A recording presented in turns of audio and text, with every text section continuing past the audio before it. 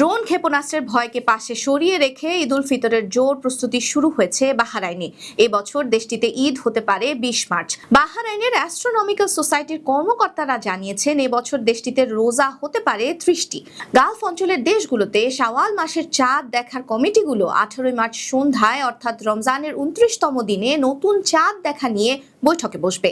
সেখান থেকেই আসবে ঈদ পালনের সিদ্ধান্ত। তবে জ্যোতির্বিজ্ঞানিক তথ্য অনুযায়ী শাওয়ালের ক্রেসেন্ট দেখা যাবে ১৯ মার্চ ভোরে, ফলে ১৮ মার্চ সূর্যাস্তের সময় আকাশে চাঁদ দৃশ্যমান হবার সম্ভাবনা নেই এবং সেই কারণে বৃহস্পতিবার রমজানের ৩০তম দিন পূর্ণ হবে। ২৯ মার্চের সন্ধ্যায় শাওয়ালের চাঁদ দেখার সম্ভাবনা অত্যন্ত বেশি। এদিকে বাহরাইনে আসন্ন ঈদ উল ফিতর উপলক্ষে সরকারি ছুটি ঘোষণা করা হয়েছে। এক সার্কুলারে দেশটির crown prince Salman bin Hamad Al Khalifa জানিয়েছেন ঈদের দিন এবং তার পরের ২ দিন পর্যন্ত সব মন্ত্রণালয় এবং সরকারি প্রতিষ্ঠানগুলো বন্ধ থাকবে।